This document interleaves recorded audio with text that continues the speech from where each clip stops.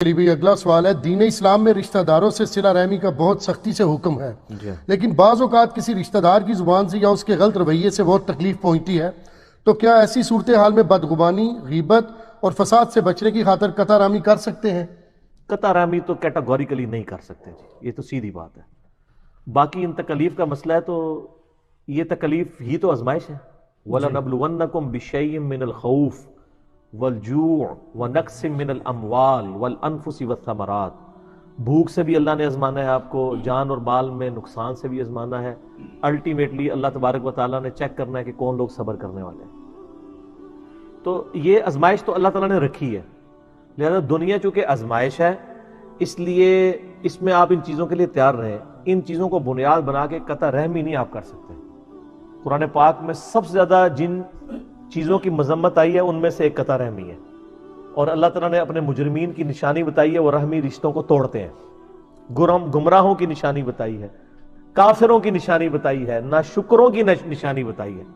حتیٰ کہ بخاری و مسلم میں حدیث ہے، نبی علیہ السلام فرماتے ہیں کہ جب اللہ تعالیٰ نے صلہ رحمی کو پیدا کیا تو فرمایا جو تجھے جوڑے گا میں اسے جوڑوں گا، اور جو تجھے کاٹے گا میں اسے کاٹ دوں گا۔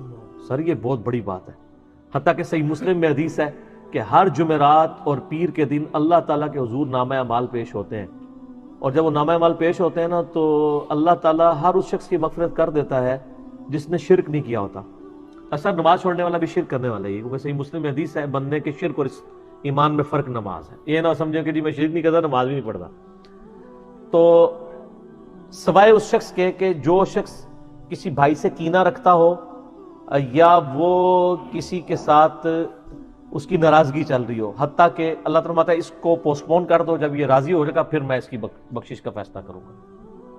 بخاری و مسلم دونوں میں حدیث ہے کہ نبی علیہ السلام نے فرمایا کسی شخص کے لیے یہ حلال نہیں ہے کہ وہ 3 دن سے زیادہ اپنے بھائی سے ناراض رہے۔ لیکن اس میں ایک ایکسیپشن ہے خاوند کی بیوی کے معاملے میں۔ وہ ابو داؤد میں ایک حدیث ہے کہ ایک دفعہ نبی علیہ السلام کی بیوی سیدہ زینب نے سوکن تھی، چکے تو سوکنوں کا آپس میں والا معاملہ تو رہتا ہے۔ سیدہ صفیہ چونکہ وہ یہودی النسل تھی، مسلمان تو ہو چکی تھی لیکن ان کی نسل بنی اسرائیل تھی، تو ان کا ایک سفر کے دوران اونٹ بیمار ہو گیا، تو حضرت زینب کے پاس 2 اونٹ تھے، تو نبی علیہ السلام فرمایا کہ یہ تم صفیہ کو دے دو، تو انہوں نے آگے سے کہہ دیا میں اس یہودن کو نہیں دوں گی۔ تو نبی علیہ السلام اتنے غصے میں آئے کہ حضرت عائشہ کہتی ہیں کہ نبی علیہ السلام نے 3 مہینے تک جو ہے نا وہ ان کے ساتھ صحبت نہیں کی ہے، 3 مہینے، اور مہینے انہوں نے بتایا ہیں، اور وہ حرمت والے مہینے تھے۔ ٹھیک ہے، تو ذوالحجہ اور محرم، اور پھر وہ کہتے ہیں بلکہ وہ شاید ربیع الاول تک بھی اس کا ذکر موجود ہے کہ پھر یعنی 3 مہینے آلموسٹ تھے کہ آپ علیہ السلام نے ان سے کلام نہیں کیا، کہ تم نے اتنی سخت بات کر دی ہے، یعنی عیب جوئی والا معاملہ ہوا۔ تو خاوند اپنی بیوی سے ناراض ہو سکتا ہے، یعنی اس بات پہ نہیں کہ اس کو روٹی لیٹ کر دی ہے اس نے، ہاں اس طرح کی باتوں میں تو وہ ناراض تو خاوند کم ہی ہوتے ہیں نا، جو دینی معاملات میں کہ تم نے فلاں کی برائی کیوں کی ہے۔ میں تو اللہ کا شکر ہے کہ ناراض ہونے تک تو میری جرت نہیں ہے، لیکن یہ ہے کہ میں کسی کی برائی نہیں سنتا ہوں، چاہے میری بیوی کر رہی ہو، تو جتنی مرضی کسی میں عیب ہو تو میں پھر کہتا ہوں اس میں یہ پازیٹیو چیز بھی ہے، اس کو دیکھو، کیونکہ دنیا میں کوئی شخص پرفیکٹ تو کوئی نہیں ہے۔ جو یہ باتیں کر رہا ہوتا ہے اس سے پوچھے کیا تم پرفیکٹ ہو؟ تمہارے اندر کوئی عیب موجود نہیں ہے۔ قرآن پاک میں اس لیے ہے کہ جو بیویاں تمہارے دل سے اتر جائیں ان کے ساتھ گزارا کرو، اگر کئی خامیاں ان کے اندر ہیں تو ان میں کئی خوبیاں بھی موجود ہوں گی جو تمہارے اندر نہیں موجود۔ سورہ نساء کے اندر آتی ہے ڈیٹیل۔ تو یہ آزمائش ہے، اس کو چلائیں۔ البتہ اگر معاملات ایسے ہو جائیں کہ آپ کو لڑائی جھگڑے کا اندیشہ ہو جائے تو آپ قطع تعلقی تو نہ کریں، لیکن اپنے حالات کو ریزرو کر لیں کہ صرف خوشی غمی کے موقع پہ ملیں اور آگے پیچھے نہیں، کیونکہ تو قرآن پاک میں ہے نا الفتنۃ اکبر من القتل، یعنی جو فتنہ ہے وہ قتل سے بھی بڑھ کے ہے۔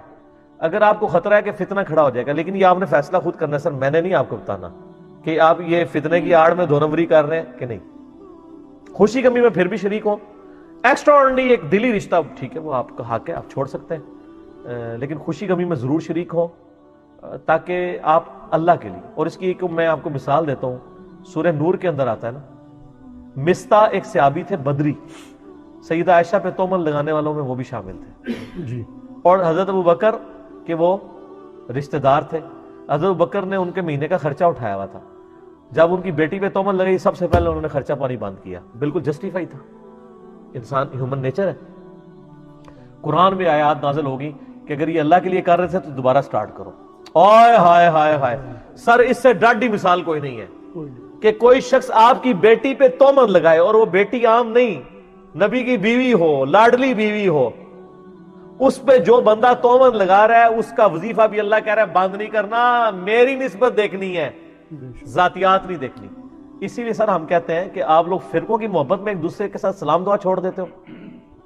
آپ یہ دیکھو کہ یہ شخص اللہ سے اس کے نبی سے محبت کرتا ہے, آپ کے بابے کے ساتھ اگر اس کو اختلاف ہے تو آپ کا بابا تو دین نہیں ہے. صحیح. دین تو اللہ رسول آخرت قرآن ہے, آپ کا فرقہ تو دین نہیں ہے. فرقے کے اندر دین نہیں ہے, دین میں ایک فرقہ چیز ہے. تو ہمیں نسبت یہ دیکھنی چاہیے. تو اگر آپ کو یہ خدشہ ہو تو خوشی غمی میں ضرور شریک ہوں, لیکن زیادہ ایکسٹراڈنری ایکٹیویٹیز میں اگر آپ کو خطرہ ہے کہ شریک ہونے سے پھر باتیں نکلنا شروع ہوگی, اس کو بالکل آپ اوائڈ کریں. لیکن قطع تعلقی کا جیسچر بھی کبھی کسی کو نہ دیں. یعنی ہمارے ساتھ بھی ایسے معاملات, میں اپنی مثال اس لیے دیتا ہوں, اس لیے نہیں کہ میں نے آپ اس کے بعد کوئی چندہ بٹورنا ہے, کوئی اپنا کوئی مرید آپ کو کرنا ہے. یعنی میری اتنی سخت طبیعت ہے, اس کے باوجود میں دین کو فالو کر رہا ہوتا ہوں. میرے جو خلاف تقریریں کرتے ہیں اور پورے جمعے پڑھاتے ہیں اور میری غیر موجودگی میں مرتد کا لفظ بھی استعمال کرتے ہیں, میں ان کے پیچھے نماز بھی پڑھ رہا ہوتا ہوں. جیسے ہی سامنے آتے ہیں میں سلام بھی کرتا ہوں, اور کبھی میں نے ان کو اوائڈ نہیں کیا کہ اس کو سلام کرنا ہی نہ پڑے, میں سائڈ سے نکل جاؤں. وہ سائڈ سے نکل رہے ہوتے ہیں, میں سامنے سے آ کے السلام علیکم کہتا ہوں, ان میں سے کہیں جواب بھی نہیں دیتے, لیکن مجھے تو ثواب مل گیا. جی ٹھیک ہے نا. اس سے نا آپ کی جو مینٹل ماڈل ہیں وہ نہیں بدلیں گے, ادروائز آپ خبتی اور جنونی بندے بن جائیں گے اگر آپ ہر بندے سے نفرت کرنا شروع کر دیں گے. میں جب ایسے لوگوں کی آخرت کے اوپر نظر ڈالتا ہوں نا تو پھر مجھے ترس آتا ہے. مجھے بتائیں, آپ کے سامنے بلی اگر آگ میں جل رہی ہو, آپ برداشت کر سکتے ہیں؟ تو انسان کو آپ کیسے برداشت کریں گے؟ نہیں کر سکتے. تو میں جب اس طرح کے لوگوں کو کسی کو بد عقیدگی پہ دیکھتا ہوں یا اپنے خلاف ناجائز دشمنی پہ دیکھتا ہوں, میں یہ سوچتا ہوں کہ اس کے عوض جب اس کو قیامت دن عذاب ہوگا تو مجھے فوراً اس پہ ترس آنا شروع ہو جاتا ہے. آپ نے کسی دشمن پہ ترس کھانا ہے نا, اس کی آخرت کو ایک دفعہ یاد کر لیں اس عمل کے سبب. آخرت کا فیصلہ تو اللہ نے کرنا ہے, لیکن اللہ کے نبی نے تو ایک وعدے کیے ہیں نا, جو برائی کرنے والا ہے اس کو عذاب بھگتنا پڑے گا. یہ کوئی سٹوریاں تو نہیں ہے نا, نعوذ باللہ من ذالک. قرآن میں اتنی وعیدیں آئی ہیں. تو جب آپ اس کی آخرت دیکھیں گے نا, پھر آپ کو اس پہ صبر آ جائے گا اور آپ کو اس پہ ترس آئے گا کہ یار اس پہ ترس کھاؤ, یہ تو اپنی آخرت برباد کر. ہاں دنیا اورینٹیڈ آپ ہوں گے پھر ظاہر ہے پھر برداشت کرنا مشکل ہو جائے گا, پھر تو بہت ہی مشکل ہو جائے گا. بلکہ صحیح بخاری مسلم میں حدیث آتی ہے, نبی علیہ السلام ایک قبر کے پاس سے گزرے, وہاں ایک عورت بیٹھی ہوئی نا, تو گریہ زاری کر رہی تھی قبر پہ بیٹھ کے. نبی علیہ السلام نے فرمایا صبر کر. تو اس نے کہہ دیا کہ تیرا کوئی بچھڑا ہوتا نا تو پھر میں تجھ سے پوچھتی. وہ نبی علیہ السلام کو پہچانتی نہیں تھی اور پیٹھ تھی اس طرف نا, اس وقت وہ غم کے عالم تھی, آواز بھی اس کی نہیں پہچانی. وہ نبی علیہ السلام خاموشی سے چلے گئے. پیچھے کسی نے بتایا وہ اللہ کے نبی تھے جس کو تو نے جواب دیا. وہ پھر روتی چلاتی حضور کی بارگاہ میں, یا رسول اللہ مجھ سے غلطی ہوگی, میں صبر کر لیتی ہوں. آپ فرمایا صبر صدمے کے آغاز میں ہوتا ہے. اپنی روح راضی بھی کر لی, ان میں صبر کر. لوگ اکثر کہتے ہیں چلو ٹھیک پھر صبر ہی کر لیتے ہیں, پورا روح راضی کر کے کہتے ہیں صبر ہی کر لیتے ہیں. صبر تو ہوتا یہ ہے کہ آپ نے یعنی صدمے کے آغاز کے اوپر صبر کرنا ہے, وہ صبر ہے. تو صبر و تحمل کے ساتھ اپنا وقت گزاریں. جزاک اللہ.